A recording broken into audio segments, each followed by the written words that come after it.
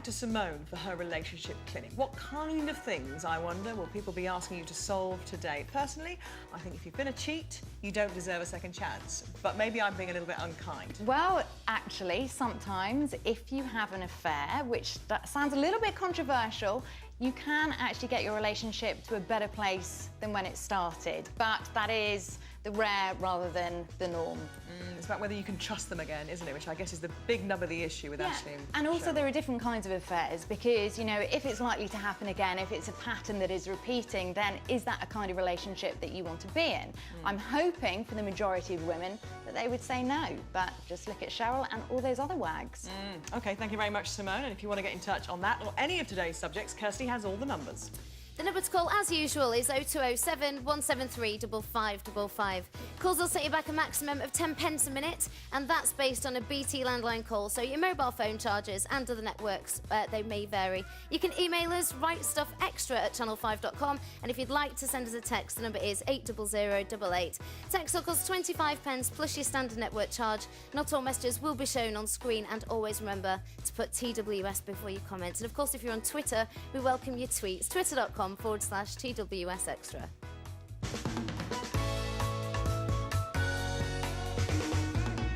Thank you very much, Kirsty. Get dialing on any of our topics right now. You make the show, so do get in touch. So, Simone and I want to hear your thoughts on whether you'd go back to a love rat. You can't have failed to have seen the reports over the last week about Cheryl going back to her ex-husband, Ashley, or the media circus revolving around Ryan Giggs' infidelity. He and his wife, Stacey, are reportedly trying to work through their difficulties. But can you actually forgive and forget? Have you yourself gone back to a love rat and made it work, or would it be the final straw for you? Call us with your dilemmas, 0207 173 5555. Before that, we've got a few other stories that I'd like Simone to have a little look at with her relationship expertise. The craze of the cougar, and I really don't like that phrase because I think men have been going out with younger women for centuries. The trend for women, high-profile women, to have younger boyfriends, of course, has coined this term, cougar. And the latest, Sarah Ferguson. Yes, well, you might actually like this term, better.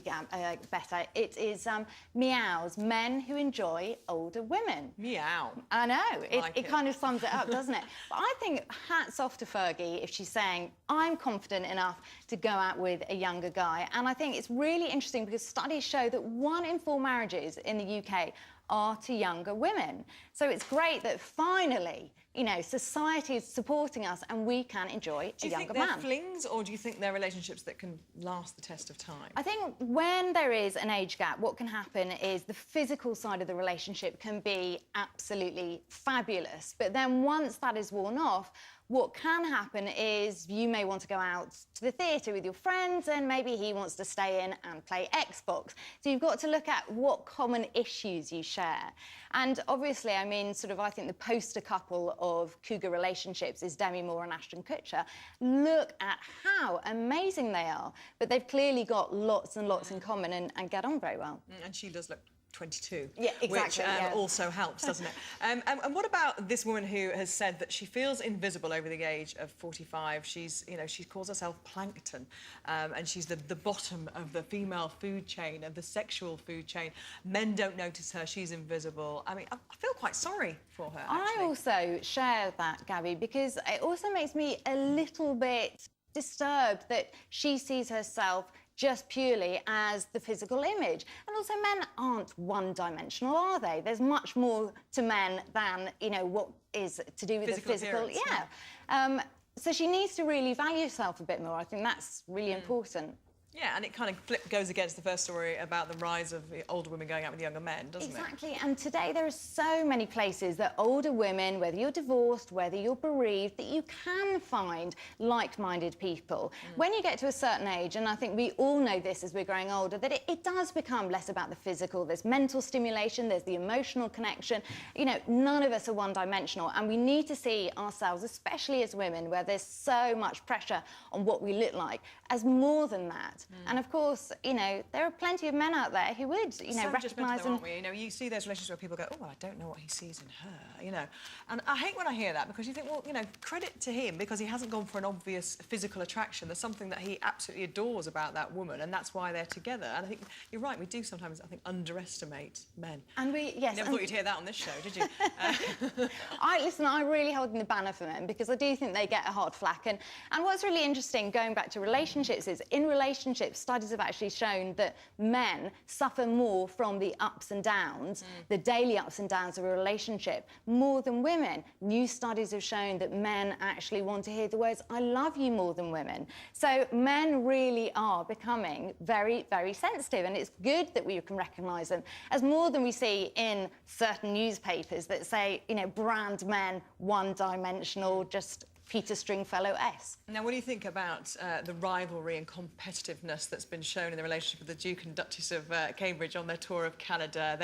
They've been kayaking, it was a dragon boat race, wasn't it? And they had a cook-off, and that yesterday they were playing hockey, and he beat her, of course, in this dragon race, and he said, you know what, there's no chivalry in sport. And clearly he's a chivalrous man, but, yes, you know, when it comes to sport, if he can beat his wife, he will do. Fantastic. What fabulous energy. He clearly is saying, I'm confident enough in this relationship to be myself. Kate is clearly a very strong woman that he doesn't need to protect her. So it's so lovely to have that competitive energy, because I think that really is what helps keep a relationship alive and passionate. You don't want to be, oh, yes, I agree with you. Oh, no, you know, everything to be same and equal. You need a bit of spark and a bit of passion. And I think it's really important, and we can all learn from that. So I think I was really good. gutting myself recently. I was playing golf with my husband, and after 4 holes, I was 3 holes up.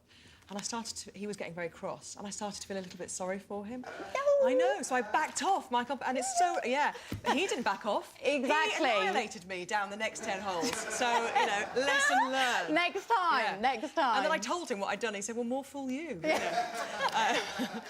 OK, I think Eric has somebody in the audience, actually. We do indeed, Gabby. Good morning. We've got Emma here. So would you ever go back to a love rat?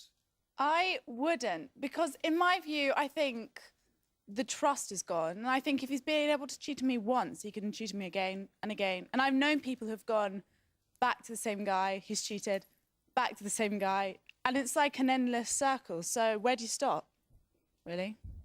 I think it's difficult, because if we are in that relationship pattern of going back to a bad boy, what it says about us is we really don't value ourselves enough. And it can be, you know, it can be a way of kind of trying to connect and heal your childhood wounds of being with an unavailable man. Because if a man's cheating, well, we know, you know, he's unavailable. And it could be something to do with your past, where your father's been unavailable or your father's cheated.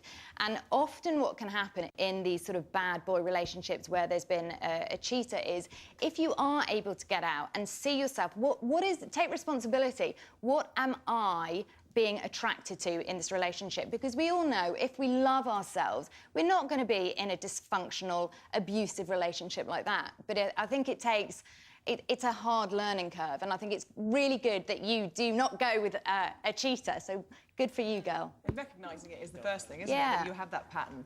I'm just thinking a cheater and a cougar together, that would be an interesting hybrid, wouldn't it? OK, let's go some calls now. Kirsty, who have you got for us? We have Graham on line 1. Hi, Graham. Thank you very much for calling in. How are you? I'm not too bad. I'm very well, thank you very much. Good, good. And what's your relationship issue? My relationship issue is my wife is a lot younger than myself. She's 31, and I'm coming up for 46. And I will say to all your viewers, it definitely works for us. We can't get enough of each other. We're madly in love, and we plan to get married every single year. That's because we love each other so much. So it definitely works for us. But you're 46, so this is kind of the more traditional way around, isn't it? Older man marrying younger woman. Yes. You know, that's you know, we hear a lot more of that, don't we? Because men seem to be ready to settle down later. Women traditionally, you know, because of the biological issues, tend to get married, you know, younger than a man would. Yeah, and it's kind of, you know, I think if there is an age difference, it really depends on the two individuals involved. And clearly, as he was saying, that actually for him this works perfectly. And it's not about the age. Do you have shared values? Do you have common interests? It's all those wonderful things that make up a Just relationship. want to ask Graham, are you still there, Graham? Yeah, I'm still here, yes. Yeah. Definitely. Do you worry? I mean, you sound incredibly young and energetic and enthusiastic, and you're 46. Do you worry, say, 10 years' time, when you're 56 and she's 41, that she might be thinking, oh, Graham's a little bit old? Not at all, because I'm a very young person in my outlook in life. I mean, I'm 46, but I probably act like a 20-year-old. And also, Ivy keeps me young. She keeps me entertained in every way possible. As I say, we can't get enough of each other. We've been together now for nearly 6.5 years, and we're totally in love. She's my best friend, soulmate, and it's an absolute honour to be her husband. So lovely to hear it, Graham. Just when you got together, did her family, were they concerned slightly that you were that much older? Not at all, no. I mean, all my in-laws, I mean, we got on straight away.